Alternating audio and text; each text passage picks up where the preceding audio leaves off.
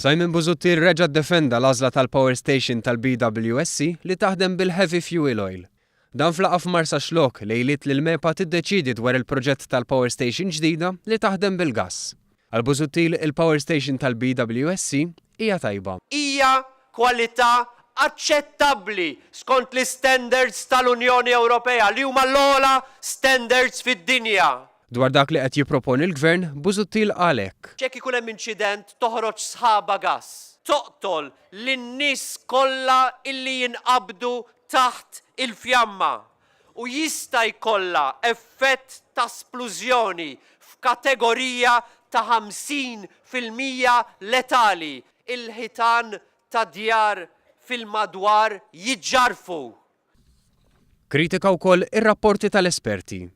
X'użu fih rapport illi jgħidlek m'hemmx riskji sakemm ma jkunx hemm xi nar. Dik bravura. Simon Busuttil sostna li fil-waqt li sena ilu l-Partit Nazzjonalista tilef il-fiduċja tan-nies tan-naħa t'isfel, issa irid jitkellem f'isimhom. Tkellmet ukoll il-President tal-Eżekuttiv tal-Partit Nazzjonalista Fenek. Tkellmet dwar x'hemm diġà fl-akkwati ta' Marsa Xlok, f'dik li wieħed jista' jiddeskrivi bħala lista ta' proġetti li Gvern Nazzjonalista għamel fiż-żona.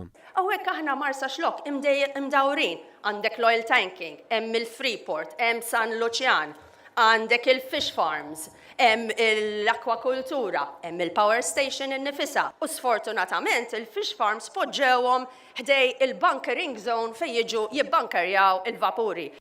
Intant jumej wara li l-Partit Nazzjonalista tilef żewġ ilmenti quddiem l-Awtorità tax-Xandir, Busuttil akkuża lill-Gvern li qed jagħmel użu ħażin mill-istazzjon nazzjonali għaliex dan qed ikun żbilanċjat.